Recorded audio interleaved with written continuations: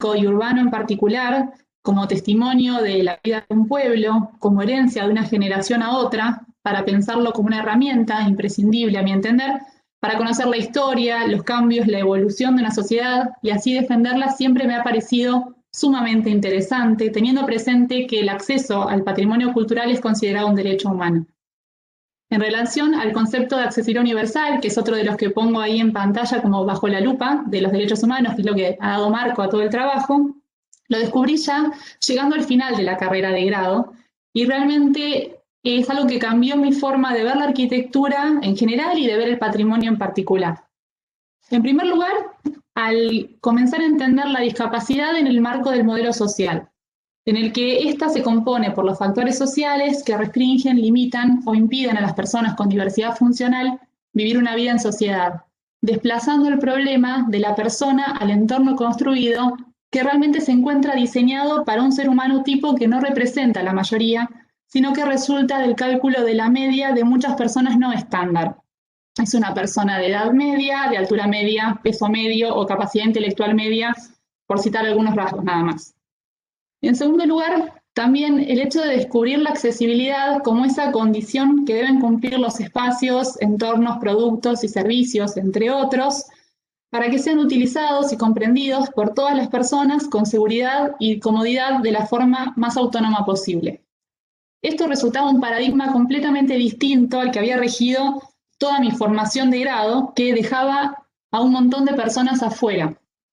La accesibilidad es un derecho humano reconocido en tratados internacionales y no solo es indispensable para las personas con discapacidad, sino que es necesaria para muchas otras, como niños y niñas, para personas mayores, personas gestantes, aquellos que hayan sufrido algún accidente o estén atravesando un posoperatorio, por ejemplo, que limite sus condiciones de movilidad o sensorialidad, quienes se tengan que trasladar con bultos pesados o carritos de bebé, por ejemplo.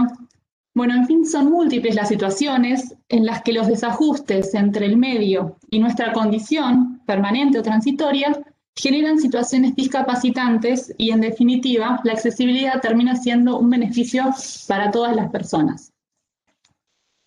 Entendiendo esto así, comencé a buscar la accesibilidad en el patrimonio y me encontré con múltiples barreras. Como intento ilustrar con esta fotografía en la que se ve a un niño intentando atravesar un montón de barreras que vendrían a estar ilustradas acá con esos elásticos que arman esa maraña que nos cuesta atravesar, que son esas barreras comunicacionales, actitudinales, las barreras construidas propias de la arquitectura, que limitan, condicionan que las personas con discapacidad puedan acceder al patrimonio cultural, usarlo y disfrutarlo. Entonces, bueno, me comencé a preguntar cómo se podían derribar esas barreras para dotar de condiciones de accesibilidad sin dañar los valores característicos de los bienes. ¿Qué lugar tenía esta necesidad y este derecho dentro de los marcos teóricos de la conservación patrimonial?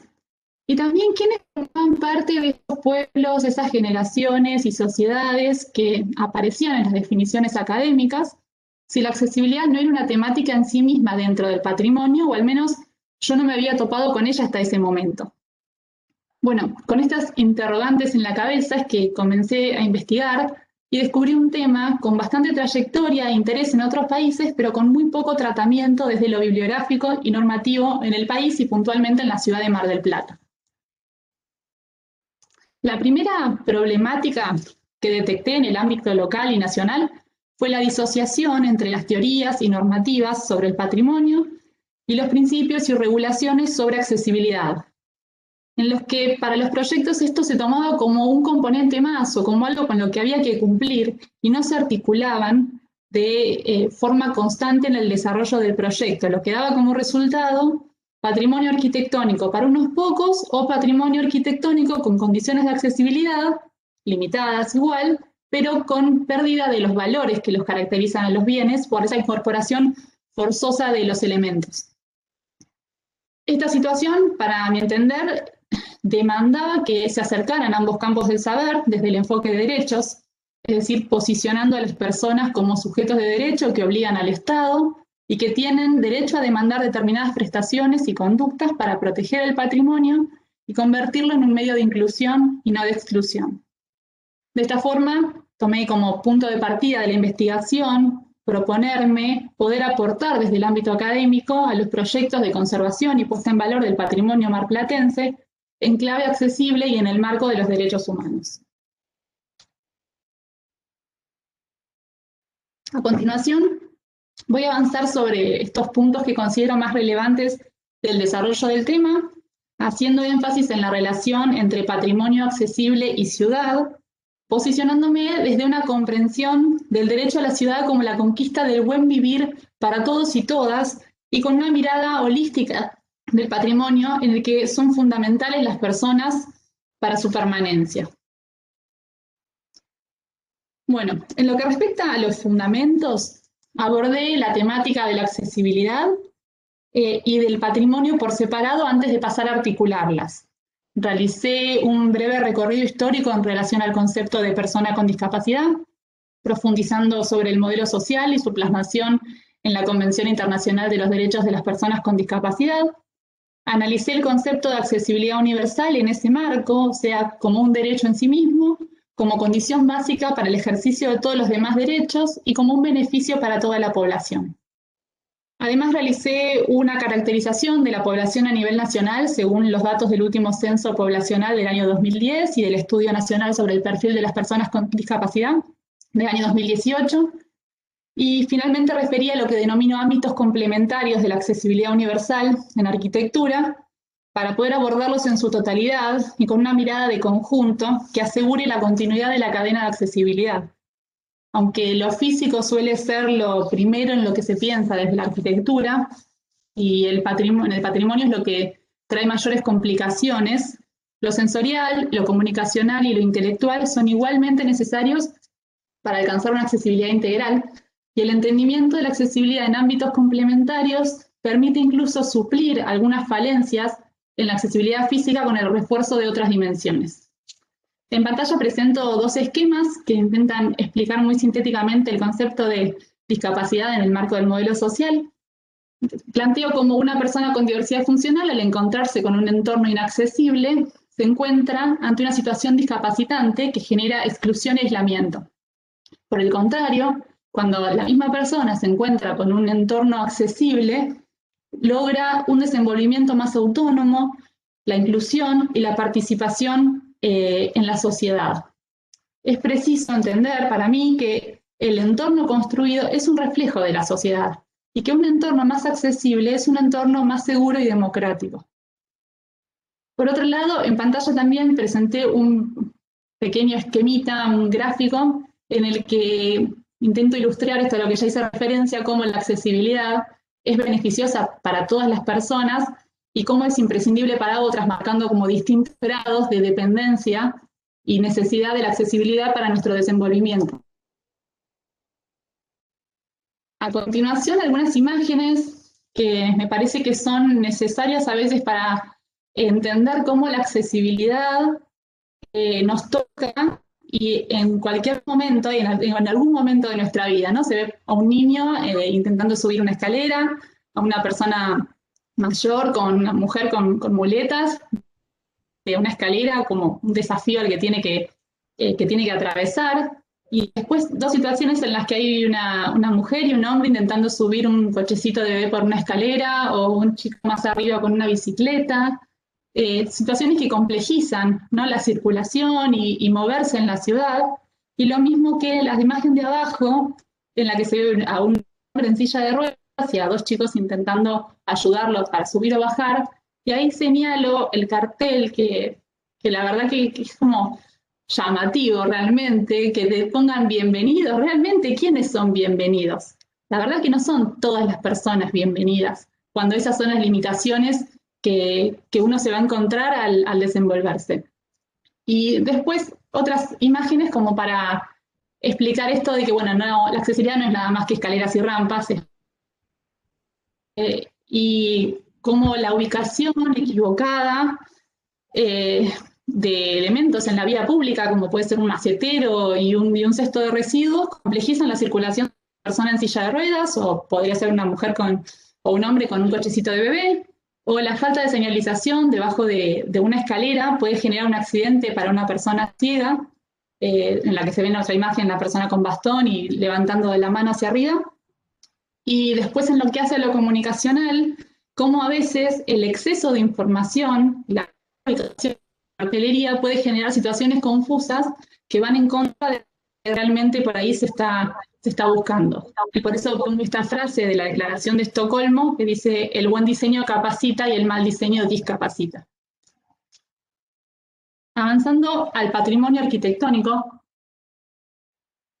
al abordar este definí algunos conceptos clave y presenté un recorrido sobre la evolución de la noción de patrimonio, de una visión inicialmente centrada en un concepto de patrimonio europeísta en favor de la élite y lo monumental, hasta la actual concepción del patrimonio plural, diverso y como instrumento para la cohesión social vinculado al desarrollo sostenible en el marco del derecho al ambiente y del derecho a la ciudad. Esto se debe a que el foco lo he puesto sobre el patrimonio arquitectónico ubicado en contextos urbanos. Esta delimitación del objeto de estudio propone la comprensión de la arquitectura como hecho urbano, como parte de la ciudad y la sociedad, e inseparable de estas para su comprensión. Como dice Aldo Rossi, la arquitectura es congénita a la formación de la civilización y un hecho permanente, universal y necesario.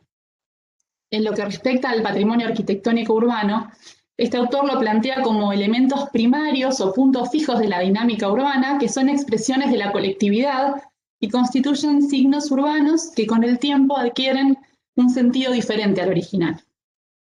Los cambios en la forma de entender el patrimonio repercuten también sobre cómo conservarlo e intervenirlo, y hacerlo desde el enfoque de derechos nos obliga a tener en cuenta los derechos de las personas y las comunidades en relación a esa manifestación, y en ese sentido diseñar prácticas culturales y patrimoniales más inclusivas y compatibles en todo momento con los derechos humanos y de acuerdo a los parámetros, pautas y criterios actuales.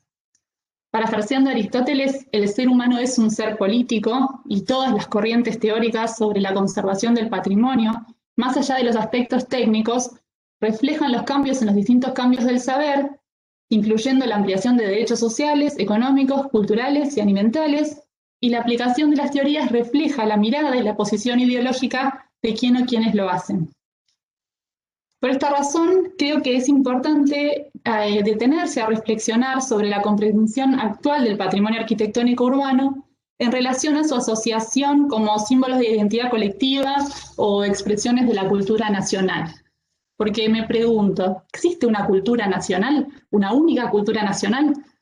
Bueno, Javeson plantea la coexistencia de una multiplicidad cultural, es decir, que existe una cultura elaborada por los grupos dominantes para su propio consumo, al igual que otra que se fabrica por los grupos dominantes para los grupos dominados, y otra cultura que es la propia de esos grupos dominados. En este proceso, el autor analiza tres factores: el etnocentrismo cultural, el exclusivismo y la relatividad existente en las sociedades plurales. Sobre el primero, dice que toda cultura posee una lógica interna que la autoexplica y que se autopercibe superior a cualquier otra. En cuanto al exclusivismo, explica que las culturas aceptan aquello que proviene de otras solo cuando concuerda con sus intereses hegemónicos y terminan apropiándose y descontextualizando aquello que adoptan. En cuanto al último factor, partiendo de la idea de que toda cultura es etnocéntrica, la presencia simultánea de más de una provoca enfrentamientos tanto para la imposición de uno como para la supervivencia de otra, teniendo siempre ventaja el sector hegemónico que maneja los medios de comunicación masivas. En palabras de Herbert Marcuse, los intereses creados desarrollan y modelan las necesidades y los modos de satisfacción de la sociedad, para que puedan servir a la reproducción de dichos intereses. Los individuos quieren y desean espontáneamente lo que se pretende que quieran y deseen, en beneficio del sistema establecido. Esta situación genera discriminación en el uso y goce del patrimonio y de la cultura. Impacta sobre la permanencia de algunos estilos arquitectónicos por sobre otros. Siendo responsabilidad del Estado garantizar el acceso a la cultura, es importante trabajar en políticas públicas que defiendan y tiendan a democratizar ese acceso. Por otro lado, en relación al concepto de identidad, en la Carta de Brasilia se la entiende como una forma de pertenencia y participación íntimamente ligada a la cuestión de la autenticidad, que en el caso de los bienes patrimoniales se entiende cuando existe una correspondencia entre la realidad material y su significado, por lo que dicha valoración debe hacerse a partir del contexto cultural en el que se inserta. Y así como no existe una única cultura nacional, no existe una identidad única dentro de cada país. Y a la vez coexisten distintas versiones ideológicas de cada una que comparten una relación dialéctica entre ideas, realidad, valores e intereses, por lo que también es difícil establecer criterios únicos e invariables de lo auténtico. De esta forma, para poder identificar símbolos de identidad en un bien cultural, debe existir una relación entre este y la comunidad que exprese un valor significativo y lo diferencie. Sin embargo, no toda la población lo va a valorar de la misma forma porque se encuentra compuesta por una amplia variedad de grupos que cambian constantemente y que poseen múltiples intereses, a veces encontrados, por lo que referirnos al carácter colectivo de la identidad implica un nexo entre individuos que comparten una historia común.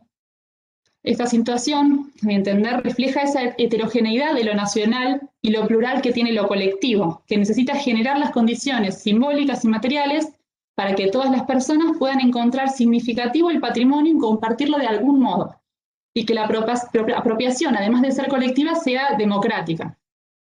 Como explica Weisman, los grupos sociales más desplazados se encuentran con la necesidad de afirmar una identidad propia para que se proteja y valore un patrimonio que puede o no tener vigencia a escala internacional, pero que se considera significativo a escala local o regional. Tal reconocimiento implica el enriquecimiento del acervo patrimonial de las regiones no centrales y la posibilidad de definir perfiles culturales particulares. Después de la Segunda Guerra Mundial, los distintos procesos de descolonialización en India y África, las críticas de los movimientos hippies a la sociedad de la abundancia y los reclamos y consiguientes avances en materia de derechos de las mujeres, de las personas con discapacidad y de distintos grupos sociales históricamente relegados, se provocaron grandes cambios en la discusión mundial acerca del patrimonio colectivo.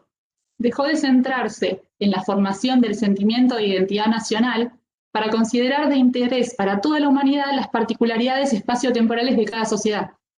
Se evidenciaron situaciones complejas y subculturales en el marco de culturas históricamente percibidas como unitarias y el modelo moderno de desarrollo científico, cultural y artístico entró en crisis.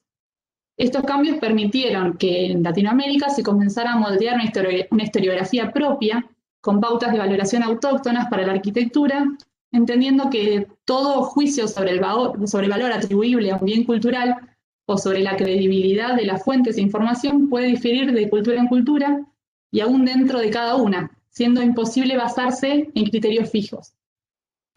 Es fundamental a mi entender, y es lo que sostengo en la investigación, que el acceso al patrimonio es un derecho de todas las personas, y si se niega el acceso con proyectos desacertados o intervenciones desacertadas sobre el patrimonio cultural a un grupo de personas, ¿no?, con proyectos que no contemplen la diversidad cultural, de géneros o funcional, se está negando el acceso a algo que es de todos y todas, y así a participar de la vida en comunidad y a desarrollarse como individuos.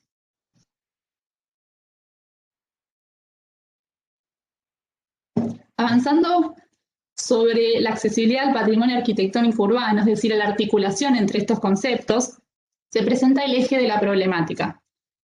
La importancia de unir estos temas radica en que la preservación de bienes culturales, como explica Canclini, nunca debería ser más importante que la preservación de las personas que los necesitan, del cuidado de las personas que lo necesitan, pero la aplicación de reglas generales de la accesibilidad sobre el patrimonio no es posible.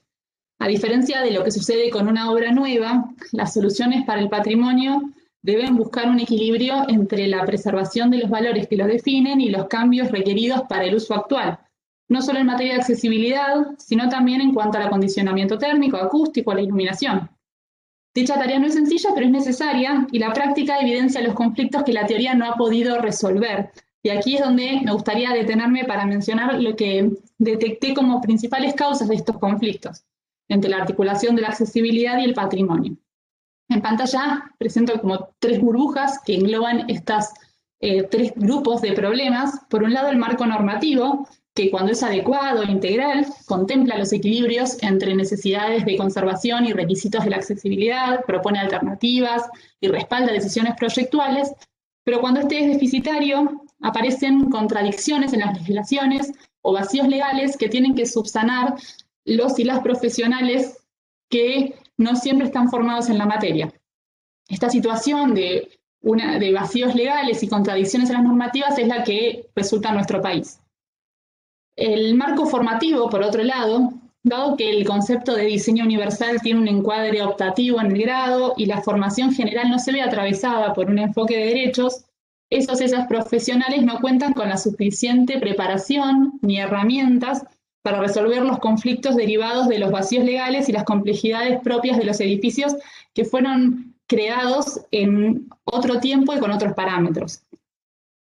Y finalmente las condiciones político-económicas particulares, que, bueno, en toda obra de arquitectura las limitaciones económicas condicionan las resoluciones posibles y en ocasión de intervenir el patrimonio de forma accesible el impacto de esta falta de recursos es notoria.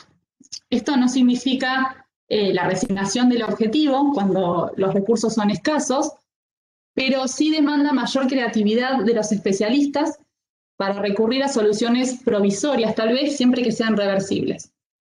Por este motivo, entiendo que las políticas públicas participativas que se impulsen desde el Estado, relativas a inversión en investigación, ciencia y tecnología, son fundamentales para avanzar en la materia y desarrollar soluciones propias, asequibles y acordes a nuestras realidades y tradiciones, y a las necesidades y demandas de la sociedad. De esta forma se aporta tanto a la puesta en valor del patrimonio como a la mejora de las condiciones de accesibilidad en todas sus dimensiones.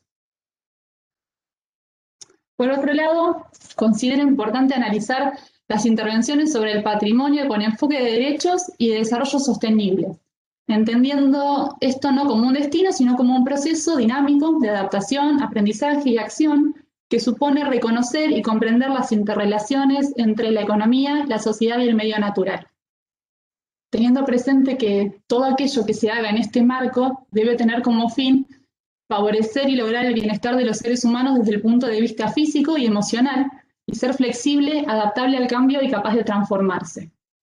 El reto es integrar la relación entre accesibilidad y conservación en el contexto del edificio, su valor histórico-cultural y el servicio que proporciona. Los elementos patrimoniales adquieren su sentido a partir de la relación con su entorno y viceversa, es decir, que ambos cobran significado en función del otro y desarrollan distintos sentidos que no existirían sin su interrelación. La puesta en valor en clave accesible favorece tanto a la sustentabilidad de los bienes como a la de su entorno y tiene impacto sobre las tres dimensiones del desarrollo. Permite dotar a esos edificios de las condiciones necesarias para albergar nuevas funciones en línea con las demandas sociales más actuales, para convertirse en sede de actividades administrativas, educativas, religiosas, políticas o de salud, más allá de lo cultural, que es lo que siempre tiende a ser asociado al hablar de patrimonio. Por mencionar solo algunas repercusiones en lo medioambiental, la puesta en valor en clave accesible implica también menos consumo energético y de recursos naturales, en lo social mayor inclusión, reducción de desigualdades, empleo de mano de obra y el sostenimiento de edificios tradicionales, y en lo económico el aumento de la población económicamente activa, el turismo cultural y la revitalización del tejido urbano. Es decir, que esto representa la contracara de la lamentable demolición sistemática de edificios existentes que todas y todos conocemos, y con lo que en la caricatura que se ve en pantalla me parece que es una forma elocuente de plantear esta problemática, donde se ve a un animal subido a una máquina con la que va avanzando y demoliendo los edificios históricos o los edificios existentes y colocando en su lugar torres aisladas, exentas, en donde se expulsa a la población originaria de esos lugares, se contamina el medio ambiente, se destruye el patrimonio para construir estos edificios o barrios que son considerados más rentables dentro de la concepción neoliberal, y de ese modo vender la ciudad, vulnerando el derecho al acceso al patrimonio cultural, entre otros tantos, entendido como derecho humano y reconocido en nuestra Constitución.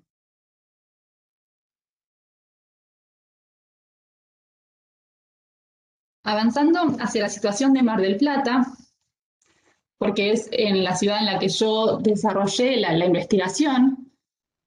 Bueno, la ciudad nació como factoría y saladero a fines de 1856 y se convirtió en un pueblo portuario en 1873. En el trabajo yo analicé las particularidades, la población usuaria y las características del corpus patrimonial que seleccioné. Para ser una ciudad joven, es muy rica en cambios para su corta edad, y para que tomen como referencia, se construyeron cerca de 3 millones de metros cuadrados entre 1961 y 1970 para dar respuesta al cambio del perfil de la ciudad en ese momento, que buscaba albergar el turismo masivo y popular. Y con eso se llegó a demoler el 70% del casco histórico en esos tiempos. Más allá de la demolición sistemática que ha ocurrido en los últimos años. En relación a los edificios relevados, fueron 11 en total, que son los que ubico en el plano que está en pantalla, y se caracterizan por ser todos edificios protegidos a nivel provincial y nacional, que ofrecen servicios de uso público o abiertos al público. Más de la mitad de estos albergan funciones culturales y el resto se dividen entre edificios religiosos y edificios educativos. Lo que destaco como otros usos singulares corresponde a la torre tanque ornamental, que en realidad su función es el almacenamiento y distribución de agua en la ciudad, pero también contiene actividades administrativas, se realizan visitas guiadas, y la intención de este trabajo es que los resultados puedan aportar y sean transferibles también a otras ciudades por ahí de escala y características similares. Bueno, a partir de esa delimitación, yo diseñé un instrumento de relevamiento que me permitió recabar y sistematizar la información necesaria. Por un lado, hice fichas específicas sobre los datos históricos de los bienes patrimoniales y por otro, fichas relativas a la situación actual en materia de accesibilidad en base a los ámbitos complementarios y en función de 5 puntos críticos que son los que identifico como claves para poder permitir la cadena de accesibilidad, que son el entorno, los accesos, las circulaciones, los usos específicos y los sanitarios. El objetivo no fue recabar información detallada sobre dimensiones o el estado de los bienes, sino poder identificar las barreras existentes y las condiciones generales de accesibilidad, aciertos y desaciertos, para así realizar un diagnóstico de la situación local en la materia. Para sistematizar esta información y otorgarle un valor cuantitativo a estos datos, confeccioné una ficha en la que otorgué valores de 0 a 3, que es la que se ve en pantalla, a los puntos críticos según cada dimensión complementaria de la accesibilidad para cada edificio. A través de la definición de 4 rangos posibles de accesibilidad para los itinerarios básicos, los califiqué en 4 niveles, ¿no? Un nivel 1 accesible, un nivel 2 parcialmente accesible, un nivel 3 visitable y un cuarto nivel inaccesible. Bueno, según este análisis puede determinar que solo uno de los edificios presentaba condiciones para ser considerado parcialmente accesible, el Instituto Saturnino Unzué, y los restantes 10 se repartían entre visitables o inaccesibles, siendo en todos los casos lo más desatendido la accesibilidad sensorial. Un dato para dimensionar lo que esto significa es que dentro del casi 13% de la población nacional que tiene discapacidad, el 60% tiene discapacidad visual, ya sea de forma exclusiva o acompañada de alguna otra condición. Así que la desatención a este ámbito de la accesibilidad es muy relevante. Como sostiene Lefebvre, cada sociedad, lo que significa cada modo de producción, históricamente produce y posee su propio espacio. Es por ello que este siempre es un espacio político, resultado de la lucha de clases, en el que se reproducen y perpetúan hasta que perecen las relaciones sociales de producción. En otras palabras, existe una lógica materializada en el entorno construido que establece las partes de la sociedad y de hacer visible o invisible a los distintos actores y actoras que lo conforman, definiendo un orden y la convivencia entre cada una de las partes. Cuando algunos grupos son omitidos como partícipes activos de la vida urbana, cuando se detectan barreras, ya sean sociales, físicas, comunicacionales o sensoriales, que limitan el desenvolvimiento autónomo y libre, se está vulnerando el derecho a la igualdad establecido en la Declaración Universal de los Derechos Humanos y puntualmente su derecho a la ciudad. Es decir, que la inequidad y discriminación presentes en la sociedad tienen su correlato en la materialización de la ciudad y el patrimonio arquitectónico no es ajeno a esto. Para ilustrar los distintos grados de accesibilidad o falta de ella, quería compartir con ustedes 3 de los ejemplos relevados como para que puedan ver en fotos a qué me refiero cuando hablo de barreras. Estas son imágenes de la Villa Mitre, en la que se ve desde el entorno como las veredas son inaccesibles, donde hay invasión de raíces, donde no es posible circular cómodamente, ni caminando y menos aún en silla de ruedas o con un cochecito de bebé, por ejemplo, cómo esta situación se repite en el acceso al predio y empiezan a aparecer distintos escalones y barreras para poder ingresar. Digo otras barreras porque también falta cartelería, también falta información, entonces no es fácil para uno orientarse por dónde se debe entrar o no, o cómo es la circulación que se espera o que está pensada para ese espacio. Por otro lado, también en lo que hace a la accesibilidad comunicacional, hay una muestra de imágenes históricas de la ciudad de Mar del Plata que están colocadas muchas muy altas, con lo cual es difícil que las puedan disfrutar niños y niñas pequeñas, una persona en silla de ruedas, una persona de baja estatura, que eso mismo ubicado a una altura más baja permitiría el disfrute de todas las personas. Lo mismo pasa con lo que hace la información a los textos. No son textos de fácil lectura, son textos en letra muy pequeña y muy extensos, que complejizan y desalientan la lectura de muchas personas. Bueno, en lo que hace luego a circulaciones también hay una escalera muy pequeña, el ascensor que no siempre funciona y también es acotada a sus dimensiones, sanitarios accesibles no existen. Así que bueno, presentaba condiciones de total inaccesibilidad según mis criterios de evaluación. Por otro lado, la Villa Victoria. La Villa Victoria ha tenido intervenciones para mejorar la accesibilidad y eso es notable. Yo la catalogué como visitable, o sea que se permite el uso y disfrute en un circuito muy limitado, pero que hay una pequeña accesibilidad, ya desde el entorno es un poco más accesible. Lo que marco ahí como una rampa realizada, medio improvisada con maderas, es lo que comunica con el baño accesible, que eso es lo llamativo. A veces se hacen baños accesibles, pero cómo llegar a ellos es lo que está complejo en la circulación, entonces ya deja de ser accesible. Lo mismo que en este caso, para poder acceder a ese baño, a diferencia de los otros que no son accesibles, hay que pedir la llave. O sea que si una persona necesita utilizar el baño accesible, primero tiene que encontrar a la persona para que le dé la llave, después pasar por esta rampa para poder acceder al baño. O sea que ya se ponen más barreras para poder utilizarlo. En este caso sí se incorporan algunos recursos audiovisuales que acompañan la visita. Hay una rampa que está colocada en uno de los laterales de la casa, muy cerca del acceso, que permite el ingreso por la puerta principal y el recorrido de la galería. Y lo que hace que marca un cartel también está ubicado muy alto y con texto que no es de fácil lectura. Entonces, por ahí hay situaciones que generan barreras por la falta de conocimiento o por la falta de este enfoque de derechos del que hablo, de pensar, bueno, ¿quiénes lo van a usar? ¿Quién es la población destinataria? Porque no es una cuestión de inversión económica, bajar un cartel, poner un texto más corto, es solamente pensar en un perfil de visitante mucho más amplio y más diverso. Y finalmente, el otro ejemplo que quería compartir es el que está algo como parcialmente accesible, es el Instituto Saturnino Unzué. Obviamente lo único que relevé es la parte que ya está puesta en valor, que es el ala norte, no todo el edificio que aún se encuentra en obras y le quedan muchos años, creo.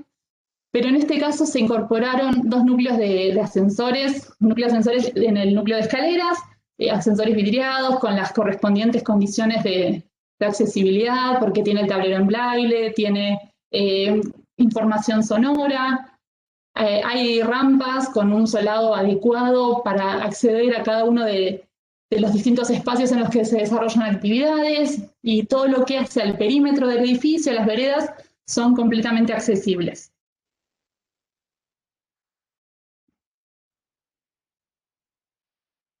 Bueno, avanzando hacia el segundo apartado que destacaba como la parte de las normas. Por un lado, en lo que hace al marco normativo en relación al binomio de accesibilidad y patrimonio, analicé aquellos tratados internacionales de derechos humanos que la Constitución argentina reconoce a través del artículo 75, inciso 22, y les otorga jerarquía constitucional e impulsan la legislación interna.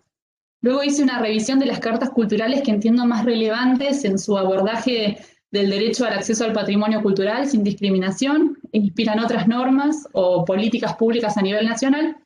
Y además analicé los marcos normativos de países como Estados Unidos, Reino Unido, Irlanda y España en materia de accesibilidad al patrimonio arquitectónico, dado que hace tiempo trabajan sobre la temática y cuentan con avances significativos, tanto en la reglamentación como en la aplicación práctica, lo que no significa que los conflictos estén resueltos, pero sí que han desarrollado avances que son notorios e importantes para tener en cuenta.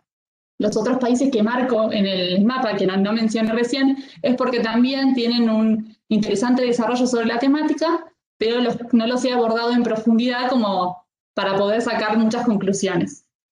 Lo que quiero destacar de la regulación foránea es que, bueno, no se plantean respuestas de manual, sino lo que se plantean son parámetros más flexibles, se apela a la reversibilidad de las acciones, a la creatividad y sensibilidad de los profesionales, que tienen que tener una formación actualizada e integral desde un enfoque de derechos y a la siempre necesaria aprobación de las correspondientes dependencias oficiales en la materia. Las legislaciones más recientes, como la Ley de Patrimonio Cultural de Canarias del año 2019, me parecen súper interesantes porque incorporan el enfoque de derechos y la perspectiva de desarrollo sostenible, a la vez que el concepto específicamente de accesibilidad universal de manera transversal y se corresponden con políticas públicas bajo el mismo eje rector. En nuestro país y en Mar del Plata en particular, la reglamentación aborda de forma aislada el derecho a la accesibilidad y el derecho al patrimonio cultural y resulta en general complejo cumplir en forma simultánea con una normativa y la otra. Lo que presento ahora en pantalla es una matriz FODA que realicé como síntesis de lo que es el marco normativo local en la materia, detectando algunas fortalezas, o sea, la existencia, el reconocimiento de estos derechos en normas, algunas debilidades que son estas contradicciones que aparecen o la falta de contemplación de la accesibilidad en la normativa del patrimonio o del patrimonio en la normativa de accesibilidad. Y como oportunidades, esta posibilidad de recurrir a referentes foráneos que parten de un enfoque de derechos y que nos pueden inspirar para mejorar las condiciones locales. Y destaco ahí como algo interesante, que es el PLAMAC, que como Juliana comentó, yo me incorporé al PLAMAC y colaboro con una de las subcomisiones de espacios culturales. Yo me incorporé hace 2 años y la verdad que me parece súper interesante las cosas que se están logrando, obviamente con muchas dificultades, pero es algo que detecto como una oportunidad porque es una política pública municipal en la que intervienen muchas personas con discapacidad, muchas áreas de la municipalidad, muchas personas civiles, y en la que el último año se ha incorporado el patrimonio y los edificios culturales como eje de trabajo. Tiene carácter participativo, se están revisando las normativas desde un enfoque de derechos, se van realizando acciones sobre algunos edificios. Puntualmente el trabajo para este año, que la pandemia nos dejó un poco truncados, era justamente desarrollar un proyecto para la Villa Ortiz Basualdo. Así que me parece una oportunidad y algo interesante para tener en cuenta para mejorar en esta materia. Y en lo que hace a las amenazas, sí destaco, bueno, la escasez de recursos económicos y humanos. El área de patrimonio la maneja una sola persona en la ciudad que tiene que resolver absolutamente todas las cuestiones. O la formación de grado que es desactualizada, que no tiene un enfoque de derechos, y la falta de concientización sobre la importancia del patrimonio y la accesibilidad universal. En lo que hace al marco formativo y al encuadre proyectual, ya hice una referencia al comienzo de la presentación, y tampoco ha sido objeto de la investigación realizar un estudio exhaustivo sobre la planificación curricular de la carrera de arquitectura, sino dedicar un espacio a la reflexión sobre esta cuestión. La formación en arquitectura sigue un patrón androcéntrico de lógica patriarcal y capacitista, como plantea Serra, orientado a un individuo universal, adulto, neutro, masculino, en estado óptimo de salud y de medidas estándar. Y la traducción en el hacer arquitectura y ciudad tiene un impacto negativo sobre la vida de muchas personas que tienden a ser invisibilizadas. El dibujo central que pongo en pantalla expone ese desajuste entre el modelo y la realidad. Se muestra el esquema del hombre de Vitruvio en el centro como referente y a un grupo de personas observando e intentando encajar en ese modelo sin suerte, claramente. Ante esto es que planteo la necesidad de incorporar contenidos sobre diseño universal en la universidad de manera transversal para formar profesionales con la capacidad de respetar, proteger y promover los derechos de las personas con diversidad funcional al momento de ejercer. A la vez, y en esta línea, también plantea la posibilidad de pensar el proyecto accesible con el patrimonio como una herramienta para su puesta en valor. ¿Y por qué lo pongo entre paréntesis? Bueno, porque creo, y también es algo que sostengo en el trabajo, es que la accesibilidad probablemente deje de ser una problemática para el patrimonio o para la arquitectura en general para pasar a ser un tema cuando comience así a formar parte de los contenidos básicos y transversales de la formación. Cuando sea un componente más al que tener en cuenta para desarrollar un proyecto y para valorarlo. Parafraseando a Lefebvre, el proyecto será accesible o no será, por lo que en un tiempo espero ya no sea necesaria esta aclaración, sino hablar de proyectos accesibles, sino hablar de proyectos en general. A la vez propongo, ahí marco proyecto con el patrimonio. Esto responde a una clasificación que hace el doctor Fernández y en pantalla muestro 3 categorías de las que él habla, ¿no? El proyecto accesible como instalación, que es un proyecto en el patrimonio, se ve una imagen del Museo Reina Sofía de Madrid, en las que se ven los ascensores, están muy bien resueltos y es muy interesante el proyecto del Museo Reina Sofía para mí, pero es un proyecto en el que la resolución llama la atención. Hay que tener cuidado en algunas situaciones en las que no vaya a competir esa instalación o esa incorporación con el edificio en sí. Por otro lado, el proyecto accesible como representación o como patrimonio es lo que, a mi entender, generalmente trae mayores problemas, que es cuando se trata de asemejar la incorporación o la obra nueva con la obra original, porque puede generar falsos históricos y confundir a la persona distraída y pensar que eso siempre estuvo ahí, eso siempre fue original. Y también se pierde esta condición necesaria de reversibilidad en las acciones. Y por último, sí, el proyecto con el patrimonio, que es en los términos que plantea el doctor Fernández del ecoproyecto, ¿no? Que está pensando el patrimonio en términos ambientales, es decir, entendiendo la relación entre un ambiente finito y abierto, integrado por el patrimonio cultural y natural, que estructura las ciudades, donde el énfasis se pone en el diálogo entre lo nuevo y lo existente, en términos de aporte y respeto mutuo, para la propia sustentabilidad y la del entorno. Se apunta a intervenciones que se diferencian de lo existente, pero que intentan pasar desapercibidas desde un plano estético, priorizando las cuestiones funcionales. En la imagen lo que muestro son algunas pequeñas rampas incorporadas en un puente en Venecia, donde se resuelve esa circulación, pero no se intenta llamar la atención o no se intenta dar mayor protagonismo a la rampa que a la escalinata original. Bueno, avanzando hacia la última parte de lo que hace a las pautas, en el marco de la investigación yo analicé distintos ejemplos que me permitían abordar la accesibilidad al patrimonio desde la perspectiva de la complementariedad, resaltando las posibilidades que brindan hoy en día las nuevas tecnologías y en función de distintos puntos críticos a los que ya hice referencia que definen esos elementos básicos de la cadena de accesibilidad. Además, retomé lo que planteé previamente en relación a los conflictos que surgen a la hora de intervenir el patrimonio sin la formación necesaria en la materia y presenté algunos ejemplos en los que a pesar de la buena voluntad o tal vez la necesidad de cumplir con un marco legal, la falta de conocimiento específico genera situaciones que complejizan la problemática en vez de solucionarla, ya sea que la complejizan para el patrimonio, como puede ser el caso de la Catedral de Mar del Plata, que había mostrado antes en la segunda imagen, o que lo complejizan para las personas usuarias. En ocasión de la presentación les voy a mostrar algunas imágenes de las trabajadas, de algunos de los ejemplos, como para poder ilustrar esto, y no es que las imágenes que haya seleccionado los ejemplos sean perfectos, sino que son soluciones que me parecen creativas, interesantes, y algunas sencillas que pueden inspirar un poco para la aplicación local. Bueno, en primer lugar, de vuelta del Museo Reina Sofía, lo interesante del museo es que plantea una propuesta de accesibilidad integral. va más allá de lo arquitectónico, en lo que están resueltas casi todas las barreras del edificio. Es un edificio histórico que tiene una ampliación del otro lado, que ahora no aparece en pantalla, del arquitecto Jean Nouvel, de su estudio súper moderna.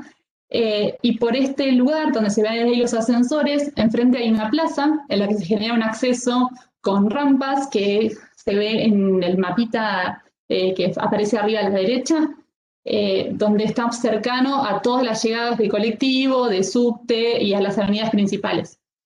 Y después las otras imágenes que pongo abajo son actividades, por ejemplo, en la que se ve una persona, una mano que está tocando una reproducción táctil, entonces permite la inclusión de personas con discapacidad visual.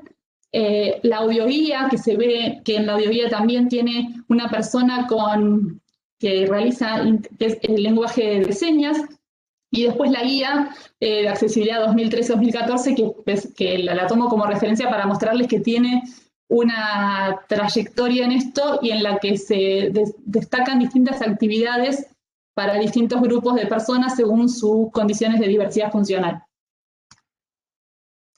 Este es un caso nacional, el Museo del Bicentenario, en la aduana de Taylor. Es súper interesante cómo está resuelta todo el museo. El acceso se da desde la cota cero, desde la vereda, y se baja al museo por escaleras o por un ascensor. Y lo interesante de este museo es que incorpora en gran medida lo que es los recursos audiovisuales. Entonces, no solo permite la accesibilidad para personas con discapacidad visual, para discapacidad auditiva, para personas con algún tipo de discapacidad intelectual, sino que hace más atractiva la visita para todas las personas, porque hace un recorrido más interactivo y más entretenido para cualquier visitante. Estas imágenes corresponden a un libro y es un proyecto para el castillo de Stolzenfels en Alemania. Es un castillo al que acuden muchas personas, 50.000 personas por año, y se realizó un proyecto para hacer accesible el 90% de los espacios. Lo que se ve en la primera imagen a una chica en silla de ruedas y a un hombre más adelante ingresando a una puerta, esa es la puerta de un ascensor que vincula los distintos niveles del castillo. Y al ingresar a ese ascensor, bueno, que el ingreso se da por una rampa de madera que está levemente despegado de las paredes, o sea que no invade el edificio original. En el interior del ascensor, que funciona como hall de acceso, se encuentra una maqueta áptica que permite el reconocimiento de la volumetría de ese castillo, y también está bien colocada la tarima sobre la que eso se encuentra apoyado porque permite el acercamiento de una persona en silla de ruedas por debajo. A la vez se incorporan en todo el recorrido al aire libre distintas maquetas para la ubicación de todas las personas con señalética en braille y con volumetría del edificio. Después estas son resoluciones más sencillas, son distintas rampas en Italia que resuelven el acceso con distintos materiales, con algunos materiales plegados, con madera, con baranda o sin baranda, dependiendo de la altura a salvar, pero que son todas reversibles y de bajo impacto visual sobre el patrimonio. Esta otra me parece súper interesante, debe ser muy onerosa también, la saqué del mismo libro que mostraba el castillo de Stolzenfels. Es una plataforma elevadora que se resuelve en vez de incorporando un artefacto exterior. Lo único que queda cuando la plataforma está retraída es una señalización de la ubicación del botón para accionarla.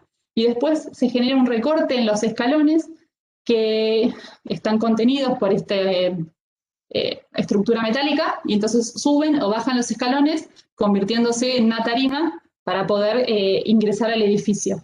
Obviamente esto no es una resolución posible para un edificio de acceso masivo de personas, pero sí es algo interesante para tener en cuenta cómo la tecnología aplicada en estos casos puede permitir no interferir con la imagen visual original del edificio, pero sí generar las condiciones de accesibilidad adecuadas.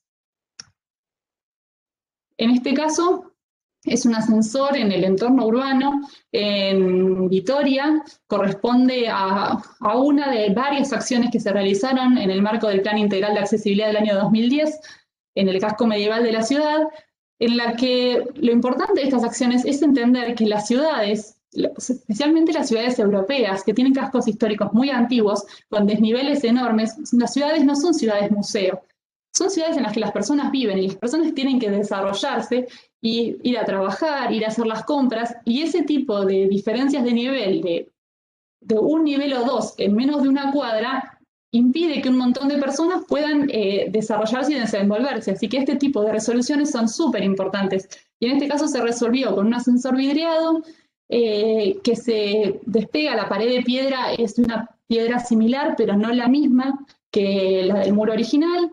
Se generó también una señalética podotáctil en el ingreso y en planta alta y en planta baja al ascensor. Así que me parece una respuesta muy interesante para tener en cuenta en lo que hace a contextos urbanos. Esto corresponde al Museo Vasco en Bilbao. Son imágenes que hacen referencia a la accesibilidad sensorial y comunicacional. Como señalética podotáctil es muy importante para una persona con discapacidad visual, cuando ingresa a un espacio muy amplio, poder orientarse y saber hacia dónde dirigirse. Ustedes imagínense entrar a un espacio enorme en la que no tienen ningún elemento de orientación. Entonces, esta señalética sobre el piso permite que las personas lo puedan detectar con sus pies o con el bastón y saber hacia dónde ir. En la imagen central se ve un mapa, un plano del museo en el que se especifican los distintos espacios, se ve después la cabina para comprar los tickets de tren o la señalización hacia un ascensor o hacia una escalera o una puerta de servicio. Esta es otra forma de señalizar en el Museo de Arte de Río, que esta respuesta me parece muy interesante porque sobre el piso original se adhiere esta señalética, o sea que no necesita un recambio de los pisos, lo mismo que pasaba en el anterior, y en este caso se vinculan dos edificios históricos a través de un puente rampante, que la imagen de abajo es la imagen dentro de ese puente que tiene con barandas incorporadas a doble altura y de los dos lados, porque también eso, cuando es posible, es muy importante poder incorporar barandas de ambos lados, porque hay personas que tienen dominio con un hemisferio y hay personas con otro, entonces poder proveer esta alternativa es importante, y cómo después se genera el acceso a esta plaza pública que permanece abierta cuando el museo está en funcionamiento, con unas puertas pivotantes de vidrio y a nivel. Este ejemplo es el castillo de San Jorge, un área del museo en Lisboa, que lo marco como positivo y negativo. Es muy interesante cómo está planteada la muestra, cómo se separan los expositores de los muros originales sin dañarlos. La iluminación es muy buena, hay una plataforma elevadora que comunica los dos niveles, pero la forma en que están dispuestos los expositores centrales no permite el acercamiento de ninguna persona en silla de ruedas y a la vez son muy altos, así que cualquier persona de baja estatura no puede disfrutar de esas piezas que están expuestas. Como el simple diseño de un mostrador puede cambiar la experiencia de una persona. Estas otras imágenes hacen referencia a lo que es la accesibilidad sensorial y son esto que planteaba como, bueno, a veces la buena voluntad no alcanza, y esta propuesta de interpretación táctil de una obra pictórica, yo a través del trabajo en el PLAMAC tengo la suerte de poder trabajar con muchas personas con discapacidad, dentro de ellas un compañero que se llama Carlos Matos, que es bibliotecario y es una persona ciega, nos ha instruido un montón en este tema, y explica cómo esta forma de interpretación táctil realmente no permite que las personas ciegas comprendan o interpreten la obra de la misma manera, porque no se comprende el punto de fuga a través del tacto. Entonces, lo que puede parecer muy atractivo para una persona que puede ver, como que, ¡ay, qué buena respuesta que se da!, realmente ofrece información distorsionada. Por el contrario, puede ser que la audioguía esté explicando cómo es esa obra y pueda aportar datos interesantes. Pero la realidad es que la interpretación táctil de una obra pictórica no se puede resolver de esta manera. Y lo mismo con el plano óptico de la ciudad de Mar del Plata. También en el marco del PLAMAC, en uno de los relevamientos, se fue a hacer un estudio sobre este plan que estaba ubicando en la oficina del ENTUR, y tanto Carlos como otras personas ciegas del equipo explicaron que era totalmente equivocada la información que se daba. Por un lado, que estaban las calles en sobrerrelieve en vez de al revés, la textura del mar era la misma que la de las calles, la información en braille no era adecuada, o sea, no decía en braille lo que realmente decía en texto. Entonces había un montón de errores de tipografía y cuestiones señaléticas que no eran claras y en vez de mejorar la accesibilidad, la complejizaban. Y este fue un caso que fue muy difundido hace unos años y con mucha publicidad desde la ciudad. Otro ejemplo de una mala resolución, a mi entender, obviamente, es la Catedral de Buenos Aires, en la que se incorporó una rampa en uno de los laterales. La rampa rompe los escalones originales de la Catedral Metropolitana y además, como se muestra en la primera imagen, muestra esta falta de comprensión de qué es lo que se está buscando lograr con la incorporación de esa rampa y que realmente lo que evidentemente se buscaba era que les pidieron que pusieran una rampa y colocaron una rampa, porque en donde se cruza, digamos, el árbol y la rampa, el espacio de paso que queda es mucho más chico que el de la rampa. El espacio del árbol no está protegido, o sea que una persona que no ve puede terminar cayéndose dentro del árbol. No hay espacio para que una persona en silla de ruedas pueda circular por ahí, tampoco es que hay una rampa del otro lado, como para que una persona vaya por la rampa y salga por el otro lado. Ni hablar que en este caso había vallas que cerraban la vereda, por lo cual después había que bajar en la calle y ya directamente te pisaba un auto. O sea, era muy compleja la circulación en el espacio este de la catedral. Y acá un caso local, que ya lo mostré en otras imágenes, es el de la Catedral de Mar del Plata, en la que se incorporó esta rampa hace unos años por el lateral, pero esta rampa rompe primero que genera un falso histórico, porque copia exactamente el estilo, y aparte rompe con las características de simetría y ejes que plantea como tipo la Catedral de Mar del Plata. Así que la distorsión era muy amplia. Bueno, y también tiene pasamanos, pero esto corresponde a una normativa anterior, pasamanos centrales, que ahora por ahí no es lo más adecuado. En función de todo esto analizado y a partir de lo que definí como principales causas de los desajustes entre requisitos de la accesibilidad y necesidades de conservación, propuse una serie de estrategias para abordar cada una de ellas, que se las voy a comentar brevemente. Por un lado, en el marco normativo, con el trabajo propuse una serie de contenidos que permitirían actualizar la ordenanza 10.075 desde un enfoque de derechos, haciendo referencia expresa a la accesibilidad, promoviendo interconsultas, esta ordenanza es la que corresponde a patrimonio en la ciudad. Interconsultas con la Comibau o establecer niveles mínimos de exigibilidad para la accesibilidad de acuerdo a la categoría de preservación y también el trabajo con los propietarios. Por otro lado, también considero que sería importante generar una actualización de la ordenanza 13.007 en relación a los edificios protegidos y poniendo especial atención a las interconsultas hacer interconsultas con la unidad de gestión del patrimonio. En relación al marco formativo, a corto y mediano plazo, desarrollar módulos específicos sobre derechos humanos y accesibilidad y revisar los paradigmas que rigen la formación de grado y desarrollar contenidos mínimos sobre derechos humanos a ser incorporados de manera transversal en toda la enseñanza.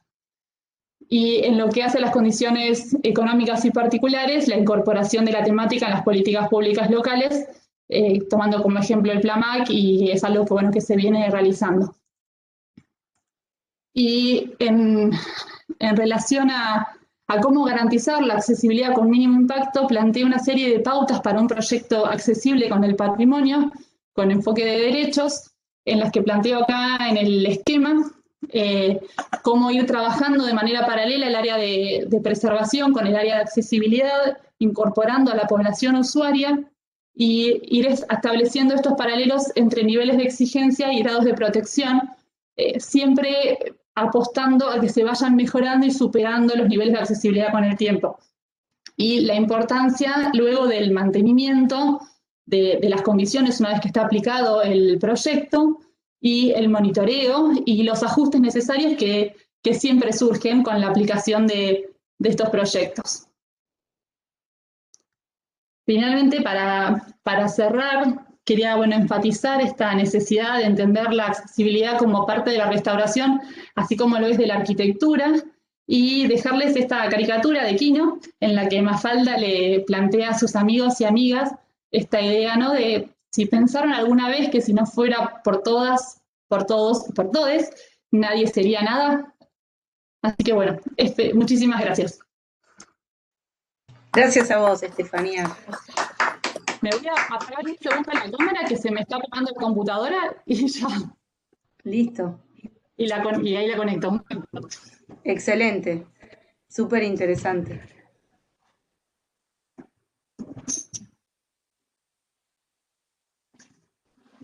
Como siempre, ahora pueden ir haciendo las preguntas, comentarios y todo a través del chat, levantando la mano.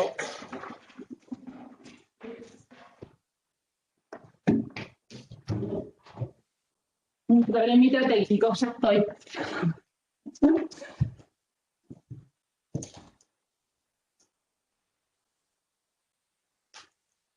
Ahora sí, perdón. No hay problema. Como si estuviéramos en familia. Perdón. Claro, sí tuve que hacerlo un poquito más rápido porque empezó a parecer que se quedaba sin batería lo que nunca. Ahí dejo de compartir.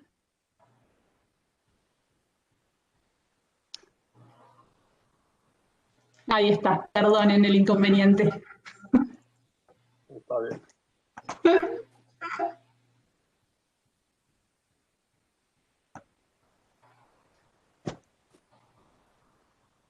Bueno, no sé si tienen alguna duda o si alguna cosa para charlar o... No.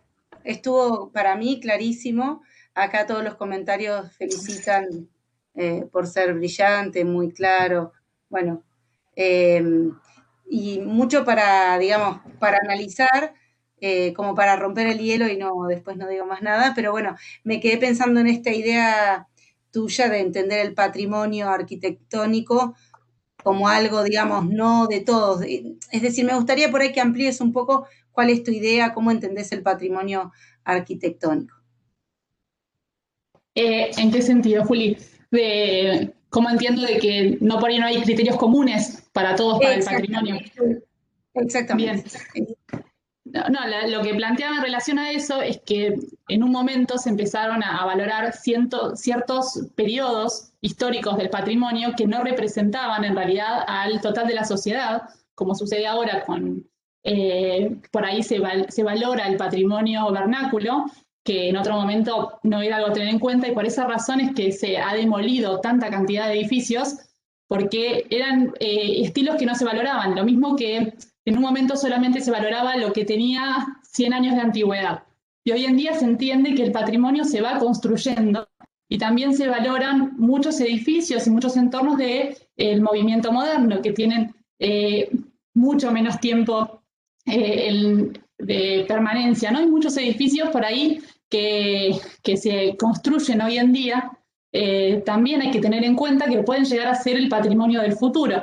Entonces siempre esto de que se están demoliendo edificios para construir otros cuando hay un montón de terrenos vacíos, también en relación a lo que hace a la sostenibilidad, que planteaba cómo se afecta la ciudad y cómo mejora la calidad de vida y la situación medioambiental, poner en valor el patrimonio en vez de destruirlo, es por esto de la energía que se desgasta para demoler un edificio que generalmente fue construido en una situación y con recursos mucho más económicos para responder a las inclemencias del clima que los de ahora, porque hoy en día los muros son muy finos, los vidrios son enormes, que en otro momento no, y se incorpora aire acondicionado, un montón de situaciones para dar confort a las viviendas o a los edificios que en otro momento se resolvían desde otras resoluciones técnicas que consumen mucha menos energía en el uso diario. Entonces, bueno, por ese lado creo que me fui del tema de lo que me preguntaste, Juli. No, muy claro. Pero eso, a nosotros que no estamos en el tema se nos genera como muchos interrogantes respecto de eso. Bueno, cómo entender el patrimonio, qué criterios utilizar. Claro. Me aclaraste. También lo que hace a la forma de definir qué patrimonio valorar y qué no, también hay distintas categorías de valoración del patrimonio. Entonces, en algunas situaciones, lo que se valora o lo que se reconoce como relevante, por ahí son fachadas. Son fachadas que caracterizan un cierto barrio.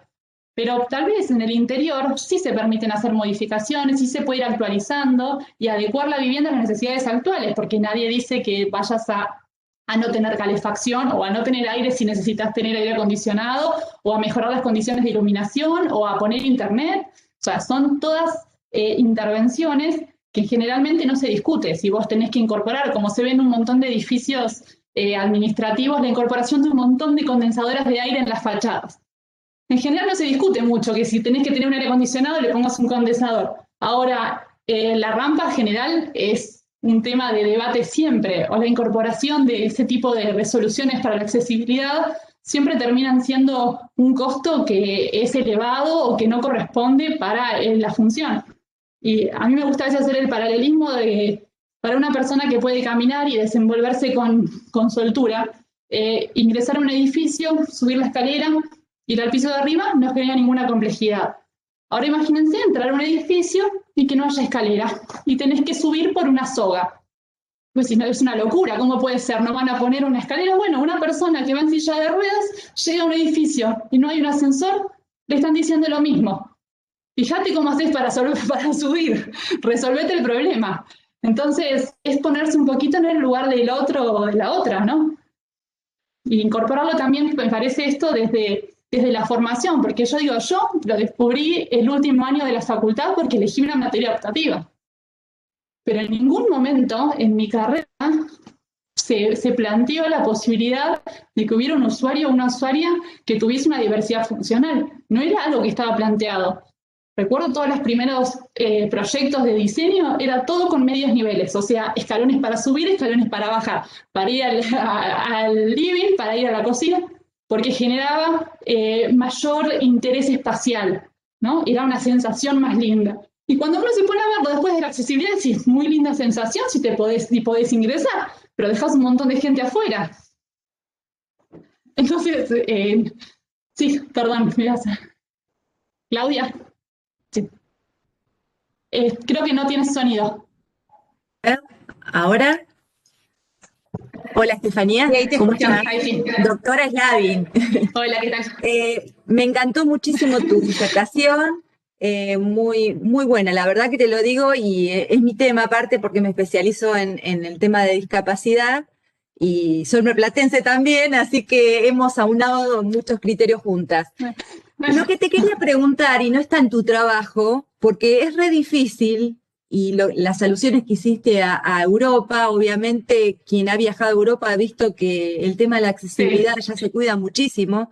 También el tema de la contaminación visual, porque viste, a mí me llamó muchísimo la atención en Europa que cuando están remodelando un edificio, sea histórico o no, se lo cubre con una tela, pero la tela no contamina visualmente, hasta la tela es estética, porque es como la fachada de cómo va a quedar el edificio. Entonces, bueno, vos es como que nos adentraste en el mundo europeo, que es por excelencia, y bueno, nosotros acá no es tan así. Una pregunta, quisiera saber si investigaste el tema de la accesibilidad de las personas mayores aquí en Mar del Plata, porque sabemos todos que tenemos una población de casi 100.000 personas mayores de 60 años. El tema de las rampas es todo un tema, el tema de la accesibilidad, el transporte público. Quería saber, de curiosa, si investigaste algo del tema. Sí. Yo dentro de la definición del perfil de la población usuaria analicé los datos del censo, como mencionaba, del perfil de personas con discapacidad, y dentro del perfil del censo destaqué cuál era el grupo poblacional de personas mayores. Lo que destacaba también era que dentro de las personas mayores, el problema de la accesibilidad no pasa por ser personas mayores, sino porque a medida que uno va avanzando en edad, surgen situaciones que complejizan el desenvolvimiento, como pueden ser discapacidades. La discapacidad no como una discapacidad que tenga que estar diagnosticada, sino como dificultades que las mejoras en el entorno generan situaciones discapacitantes, porque el problema de no escuchar bien no es que sea una persona sorda, sino que no escucha bien y necesita que se le hable con claridad, que estén las condiciones adecuadas. Lo mismo que la pérdida de visión. A veces con unos lentes se resuelve, pero la distancia, la posibilidad de acercarse a ciertos bienes puede generar situaciones discapacitantes o no. No me detuve específicamente en las personas mayores, sino que lo fui analizando por dificultad y por eso analicé la accesibilidad en esto que digo, ámbitos complementarios. Entonces, más allá del rango etario que sea incorporado dentro de la persona con discapacidad, o sea, la accesibilidad física o la accesibilidad sensorial o lo comunicacional e intelectual. Pero no específicamente las personas mayores, sino personas mayores que puedan estar incluidas en cualquiera de estos ámbitos complementarios. Perfecto. ¿Sí? Y bueno, quería hacerte un aporte, ya que habías hablado de Carlos. Yo estudié en la Facultad de Derecho de Mar del Plata y le presté un cuatrimestre la voz a él.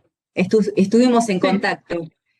No sé ahora, porque hace años que no voy a la facultad, pero a Carlos le resultaba un reto ya solamente llegar a la facultad y moverse dentro de la facultad, él me lo decía. Y está bien que estaba el ascensor, pero para él saber dónde correspondía la comisión donde tenía que cursar era todo un reto. No sé si se recibió de abogado, lo he visto en la comisión del Colegio de Abogados de Discapacidad, pero bueno, fue así. Y te cuento otra anécdota para que veamos a veces lo que se hablen de estas cosas, que se realicen investigaciones como la tuya, ponen en el tapete las grandes necesidades que tenemos también. Hicimos una reunión del Colproba, la Comisión de Discapacidad del Colegio de Abogados en Azul. Invitamos a un disertante que era una persona con discapacidad motriz, en silla de ruedas, que era una persona deportista en su ámbito y ganador. Bueno, nos vino a hablar de cómo había participado. Sí. Tuvo que interrumpir su disertación porque el Colegio de Abogados de Azul no tenía baños para personas con discapacidad. Te estoy hablando hace 2 años. O sea, estábamos reunidos, el Colproba, con relación al planteo de los derechos de las personas con discapacidad, la comisión específica, y nuestro disertante se tuvo que retirar por esto. Por eso, está buenísimo que se hable del tema, está buenísimo que vos lo hayas investigado y lo sigas investigando, porque tenemos que hablar de esto. Me hablar. Gracias. Y otra, no, por favor, a vos sobre el aporte. Y otro de las cosas que por aquí no mencioné, pero que también me parece importante esto a tener en cuenta, pensando desde la arquitectura y desde los planes por ahí que se lanzan, cuando se lanzan propuestas para planes de vivienda, por ejemplo, hablando desde lo urbano, generalmente en los concursos se establecen ciertos requisitos. En los requisitos se suele poner tanta cantidad de viviendas accesibles. Entonces, esto, para mí, genera ya una limitación, porque que vos establezcas que va a haber tantas viviendas accesibles, quiere decir que la vida de una persona es estática, que la persona que va a vivir ahí tendrá una discapacidad o no, pero que cualquiera de las otras personas no puede encontrarse con ninguna dificultad en su vida. Y también genera una condición previa de aislar a esas personas, porque si vos estableces que cierta vivienda va a ser accesible y cierta no, si la persona que necesita la vivienda accesible tiene que vincularse con otras personas, con otros vecinos, no va a poder acceder a su vivienda. Entonces, que no va a poder vivir en sociedad, solamente va a tener que ser anfitriona. Entonces, son pequeñas cosas que probablemente cuando se evalúa un concurso, se dice, sí, perfecto, cumple, hay tantas viviendas accesibles, pero realmente no cumple con la garantía del derecho de todas las personas a vivir en sociedad, a desenvolverse y a desarrollarse. Entonces, me parece que es súper importante poder ir trabajando estos temas y de manera transversal, interdisciplinar y ir incorporándolo en todos los ámbitos. Por un lado en lo educativo, pero también desde las áreas de gobierno, ¿no? Perdón, ¿no? Ya que hablas, justo me vino a la mente el colegio, en la carrera de arquitectura tengo un conocido que es arquitecto y que da la cátedra de accesibilidad. Es optativa, como vos bien dijiste, pero bueno, él hizo toda una investigación con referencia al tema de la discapacidad y cómo hacer una vivienda accesible para una persona dependiendo de su discapacidad, obviamente. También el tema de las personas mayores, porque a medida que uno va creciendo, y lo digo porque ya estoy usando lentes, uno va en disminución de sus facultades y obviamente lo que vos decís, lo estático, uno va cambiando y va teniendo otras necesidades. Y obviamente a medida que uno va teniendo algunas disminuciones se da cuenta lo difícil que es a veces escuchar, ver para las personas que son mayores que uno. Así que me encantó y te agradezco un montón tu participación y tu disertación. Gracias. No, a vos, muchas gracias.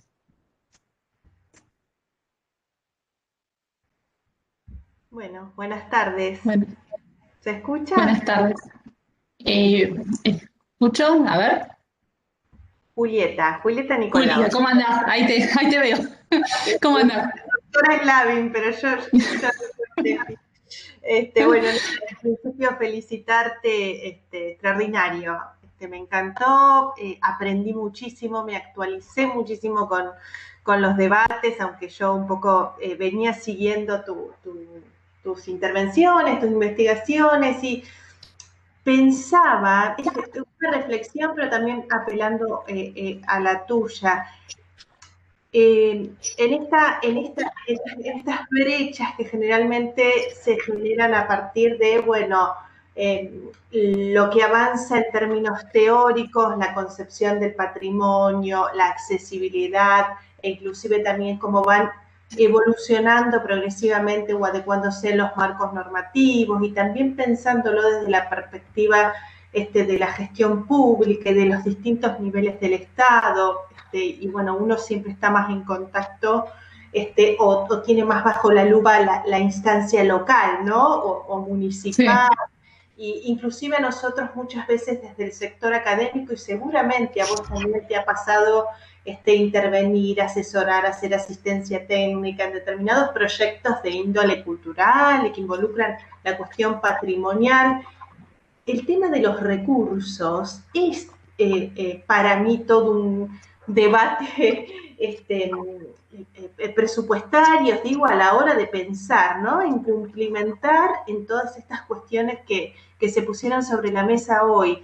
A mí me ha pasado particularmente de ser partícipe de, por ejemplo, proyectos de creación de un archivo histórico, o creación de espacios culturales, o que posteriormente probablemente vayan adquiriendo un valor patrimonial cada vez más significativo. Y si bien no es que estuvo exento de debate, la accesibilidad, la apertura y pensar estos espacios realmente desde un lugar sumamente abiertos, a veces se trata de iniciativas que en articulación con la sociedad civil se hacen a pulmón y sí. Y que hay municipios cuyas estructuras presupuestarias, inclusive en cuanto a la modernización de la gestión misma, están un poquito más desfasadas en muchos aspectos, ¿no? Digo, y cumplimentar con estos estándares que se acompañan, a veces se torna como muy dificultoso. A mí me interesaría saber si esto se está discutiendo, se debate, forma parte de las discusiones, porque es como también una limitante al momento de sí, ni hablar, ¿no? Eso básicamente en carácter de reflexión. Sí, no, me parece súper interesante e importante y también creo que la voluntad política no es voluntad política si no hay asignación de recursos económicos, como que es muy lindo firmar un compromiso, pero si después no se van a asignar recursos económicos o humanos, como que no cierra. Yo me encontré por ahí más con este tema desde que empecé a formar parte del PLAMAC y es así como vos decís, es todo a pulmón. Por ejemplo, la propuesta que hay, el proyecto para el Castañino, que se empezó a hacer este año, salió de un interés de la Asociación de Amigos del Museo para destinar fondos a esto, pero también desde el plan, lo que se viene haciendo y que es interesante es esto de generar capacitaciones, porque muchas veces, a mí me pasó en todos los reglamentos, cuando había lugares en los que me miraban como diciendo, me venís a inspeccionar, que yo digo, no, yo vengo para ver la situación, y en otros lugares en los que, por el contrario, estaban súper interesados. A mí me llamó mucho la atención eso en la Torre Tanque, por ejemplo. La predisposición que tenían las personas que me atendieron y el interés que tenían era notorio. Y realmente lo que faltaba, les faltaba información, porque las mayores barreras que había en la Torre Tanque era de mala ubicación de objetos. Era porque se entorpecía el paso, obviamente que tenían un problema con los sanitarios, pero había señalización, había rampa en un lado, estaba el ascensor, y se mostraban como interesados en mejorar la situación. Y en otros lugares, por el contrario, era como, no, salí de acá que me vas a traer un problema. Y también lo que es interesante es el trabajo que se viene haciendo con, por ejemplo, con la escuela técnica, también desde el plan. Yo, digamos, te cuento cosas con las que yo me he vinculado y que descubrí en el último tiempo. Con la escuela técnica número 5 vienen trabajando hace un tiempo en la reproducción de edificios patrimoniales y edificios culturales que hacen el relevamiento a los alumnos del edificio y hacen maquetas táctiles. Entonces, me explicaban los chicos que no tiene casi costo eso. Y generalmente el costo de esos materiales lo buscan con donaciones, porque tampoco tienen asignación de recursos. Pero con eso se permite que una persona que es ciega pueda descubrir cómo es realmente la Villa Victoria. Más allá de que te lo cuenten, poder tocar cuáles son las formas que componen ese edificio, o poder descubrir cómo es la circulación en el espacio. Y ahora también había un proyecto para el Museo Skylia, con la Escuela Técnica por un lado, para hacer unas guías con realidad aumentada, que no tienen costo también, porque es algo que hacen los alumnos y alumnas del colegio en el marco de los proyectos de investigación, pero a partir de un vínculo con el plan, direccionan esa investigación para que tenga una aplicación en el museo. Entonces están diseñando audioguías con realidad aumentada para el recorrido del Museo Skylia, y la idea es que después se pueda repetir en otros edificios. Y por otro lado, con KS, el diseño de la señalética, porque también todo lo que es, lo están trabajando con el Skylia porque es el que tiene como mejores condiciones de accesibilidad física, aunque no sea patrimonio. Entonces, como que por ese lado ya lo tienen resuelto y van buscando sumar mejores condiciones desde, te digo, esta sería una aplicación, o sea que el costo después para las personas tampoco es grande, el diseño, o sea, el costo es nulo para la persona usuaria, y para los que lo desarrollan son los alumnos y las alumnas en el marco de un proyecto de curso. Entonces también eso mismo, incorporado en los otros edificios que no tienen buenas condiciones de accesibilidad, permite un acercamiento mucho más ameno y más interesante con los edificios que, aunque no estén dadas las condiciones de accesibilidad todavía, porque requieran mayor inversión económica, sí podés conocer el edificio, conocer los valores y disfrutarlo de alguna manera. Pero sí, la asignación de recursos siempre es un tema. Yo veo, perdóname, porque estoy interviniendo, lo que vos planteaste es el tema central en nuestro país, en Latinoamérica. Todo lo tenemos que hacer en recursos. Desde un seminario como este, un curso, una jornada, cualquier evento que queremos hacer, tenemos que estar apelando a la imaginación, a la buena voluntad, a conseguir que los expositores vengan de onda a hablar y dar su aporte, cuando en otras regiones, los que hemos tenido oportunidad de estar afuera, sabés que te invitan y te pagan la disertación. Acá plantear eso es una utopía. Entonces, para esto que ya se torna con otra dimensión, porque estamos hablando de la posibilidad del uso y goce del espacio, creo que habría que empezar seriamente a pelear por la obligación de tener una asignación. Tendría que haber un presupuesto ya separado en la municipalidad para atender todas estas cuestiones, porque la verdad son, como planteaba, son barreras a la vida cotidiana. Sí. Y que uno las descubre en la medida, como va diciendo, va teniendo alguna complicación. Cuando me lastimo una pierna y no puedo caminar, descubro que las calles están irregulares, no puedo subir a un colectivo porque tengo que estar dando un salto. Hay una serie chilena que está en Netflix, que se la recomiendo, que se llama Bala Perdida, donde en el capítulo inicial muestran al protagonista que es una persona que sufrió un accidente y está en silla de ruedas. No señalan nada más. Simplemente que toda su circulación es llegar a un lugar y no poder abrir la puerta. Estar conversando con alguien que baja escaleras y quedar en el medio con las escaleras. Llegar a un lugar a pedir un papel y el mostrador lo supera.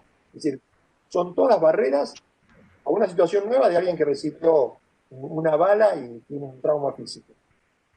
Entonces, es un tema a enfrentar en el que hay que asumir el lugar del otro y empezar a trabajar desde ese lugar. Sí, también eso. Sí, y esto que decís del capítulo, también es de visibilizarlo en distintas, así en series o en capítulos. A mí me encanta un capítulo, porque tengo hijos chiquitos, de la doctora Juguetes. Un capítulo, la doctora Juguetes plantea como un muñequito, que es un explorador, tiene un accidente. Entonces sale del consultorio de la doctora Juguetes en silla de ruedas y empiezan a hablar literalmente de la accesibilidad y modifican toda la ciudad de los juguetes para que sea accesible, para que ese explorador pueda seguir haciendo todas sus actividades. Yo cuando lo vi con mi nena, que me dice, esto es lo que haces vos.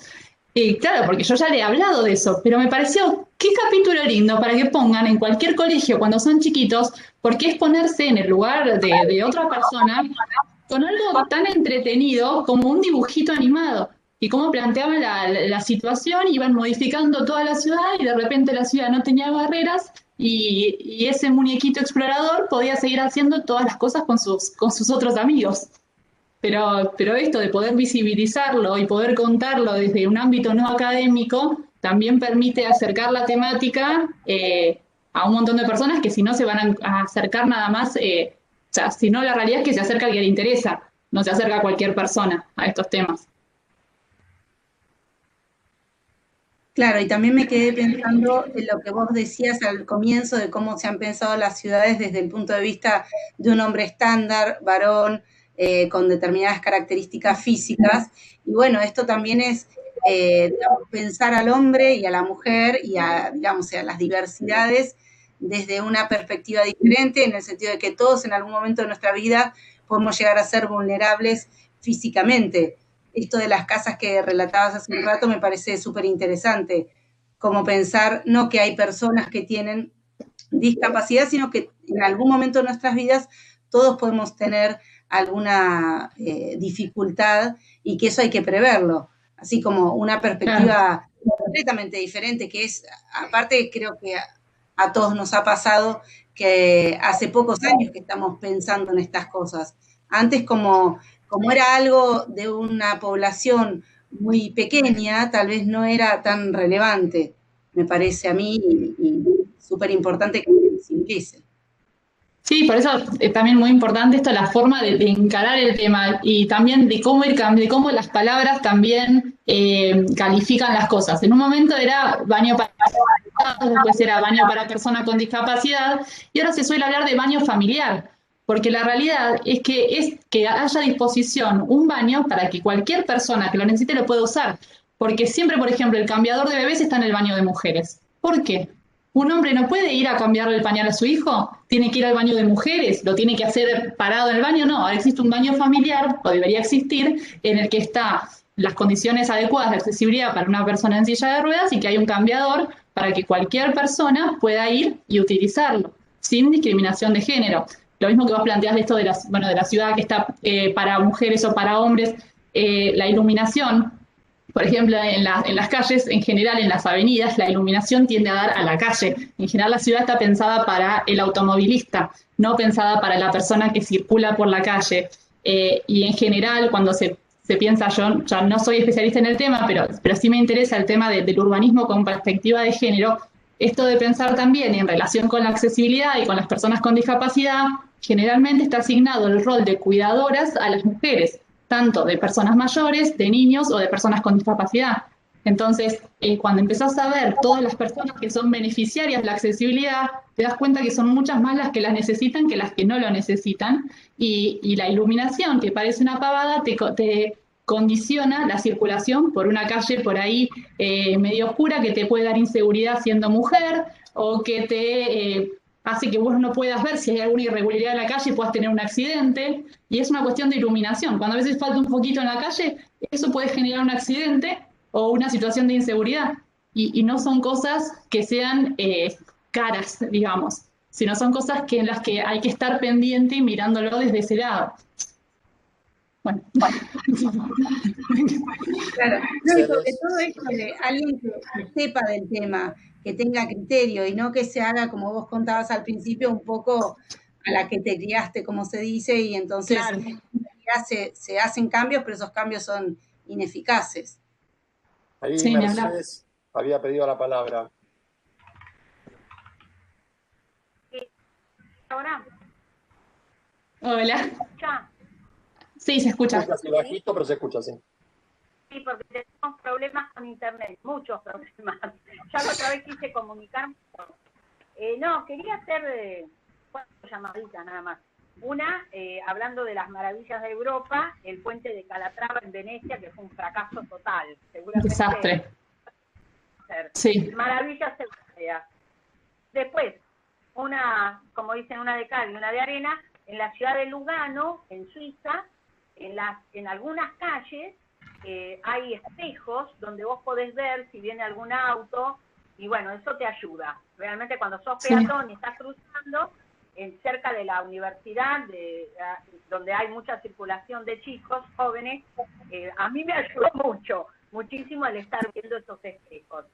Después, otra cosa, en algún momento tuvimos un vuelco, siempre está la autorreferencia en todo, tuvimos un vuelco en auto, en un accidente, y yo me fracturé la cadera, y ahí descubrí un mundo.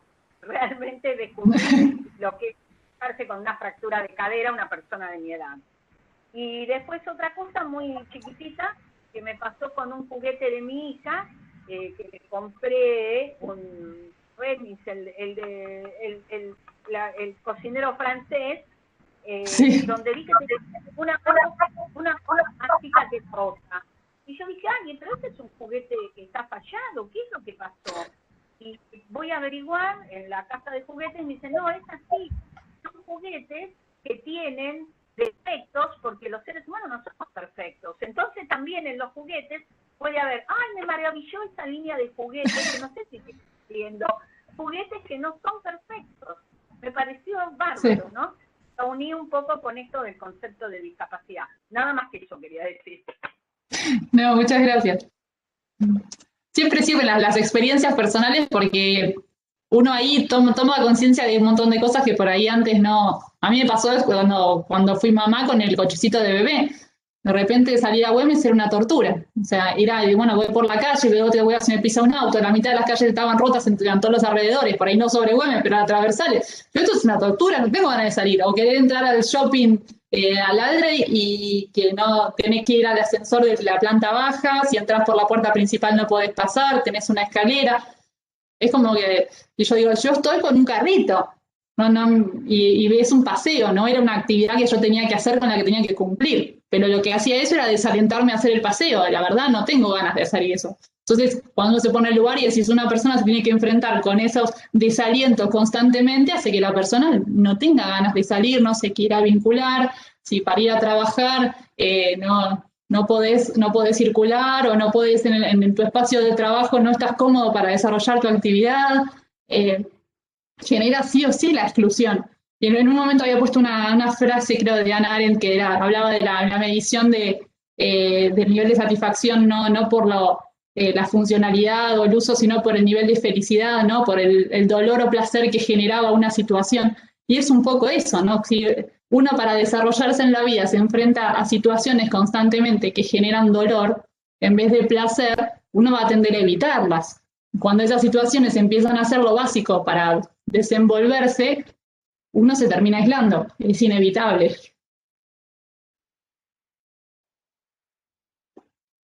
Sí, otra cosa.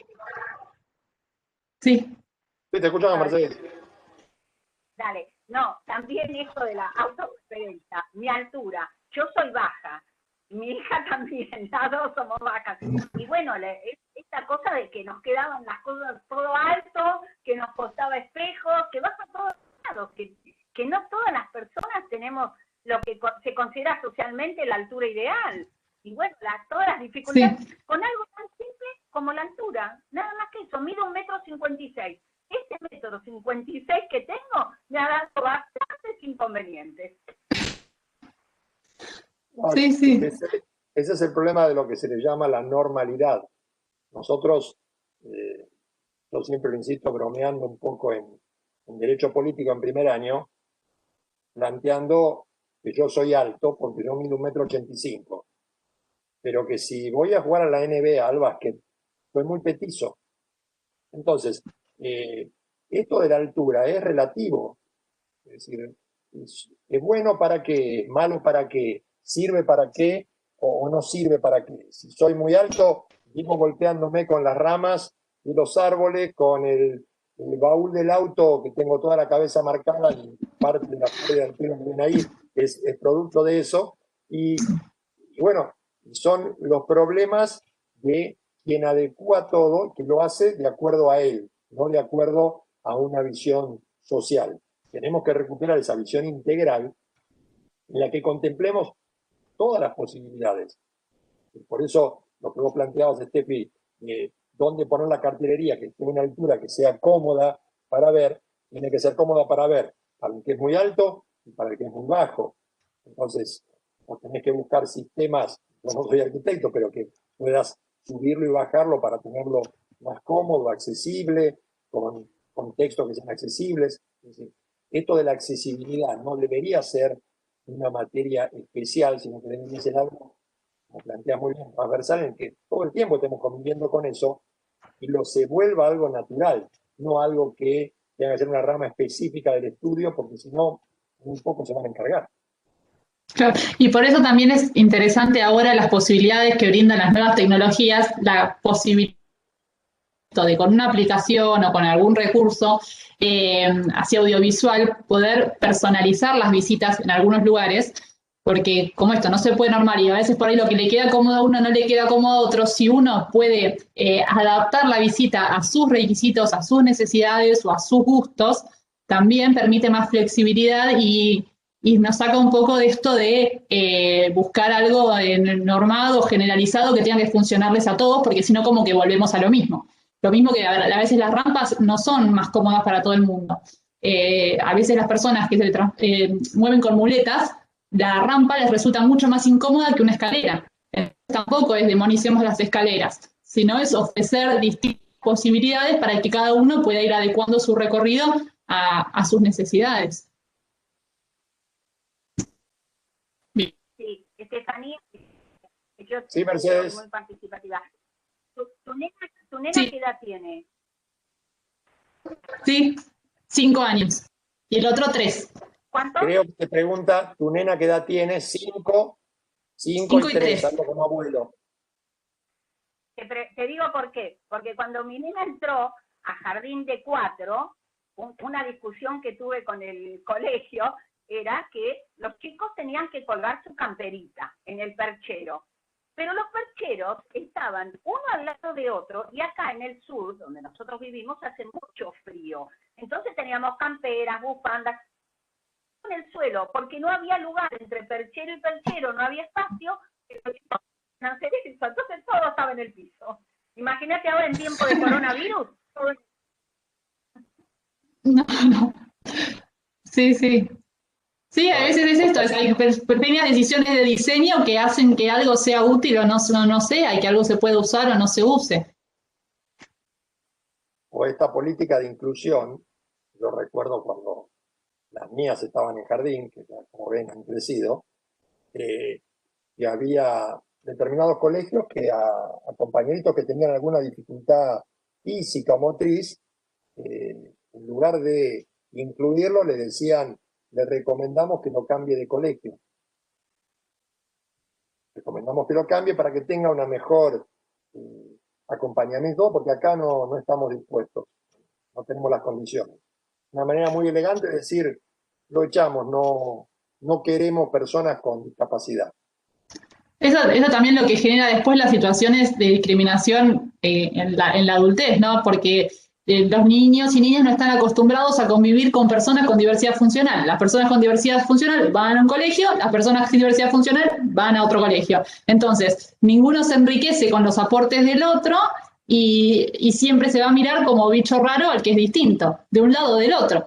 Entonces siempre se va a estar como juzgando que por qué uno va a un lado o al otro y por qué haces o no haces, en vez de incluir de entrada, sobre todo que los niños y niñas naturalizan un montón más las cosas.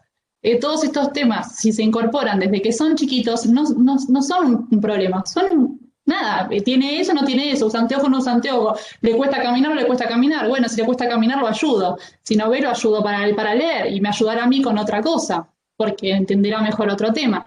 Entonces, en vez de hacer una crianza y una educación colectiva y vinculada y en la que se vayan respetando las diferencias, se termina aislando desde el lugar en el que se supone que le están enseñando a no discriminar, a incluir y a compartir. Esto es un tema eso con los colegios.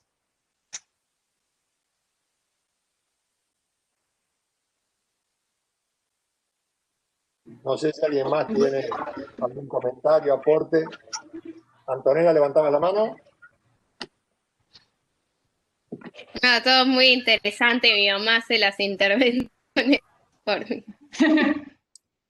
Está bien. Mi hija dice lo mismo, son los problemas que tenemos los padres. A veces intervenimos y nos hacemos pasar vergüenza, pero bueno, es lo que tenemos como padres y tienen que asumirlo los hijos. Es así. A nosotros nos pasó lo mismo con nuestros padres. Esto debería ser algo natural. Bueno, gracias, Steffi. ¿Alguien más quiere hacer alguna intervención? Yo, mientras tanto, voy anunciando para la semana que viene, que ya va a ser una de las últimas reuniones, si no la última, antes del receso, porque esto no se corta, vamos a seguir el año que viene, vamos a tener también actividades durante el verano. Va a estar hablando la doctora Julieta Nicolau, que terminó recién, y ya va a hablar de migración regional, derechos sociales y agendas municipales en distritos del interior bonaerense. Así que va a ser la charla interesante, vamos a volver a enviar el código ya corregido y esperamos no tener problemas como tuvimos hoy para el ingreso. Y te dejo a vos el cierre. Bueno, entonces aprovecho para agradecerte la presentación, estuvo realmente súper interesante. No voy a utilizar la palabra brillante, que es así, pero en especial muy interesante. Muchas cosas nuevas para pensar, así que bueno, agradecidos de tenerte acá y el jueves próximo nos vemos y agradecer a todos los que nos acompañan en las charlas y en los debates que nos enriquecen. Y gracias sobre todo por las intervenciones que hacen y los aportes, porque sin esos aportes esto no sirve. La idea que queremos con Juliana y con todo el equipo es ir trayendo temas nuevos, temas de interés.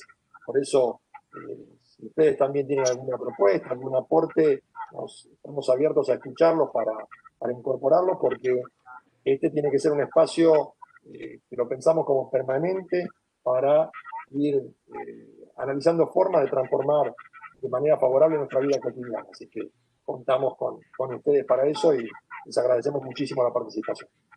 Nos estamos viendo la semana que viene. Hasta luego. Chao, hasta luego. Chao, muchas gracias.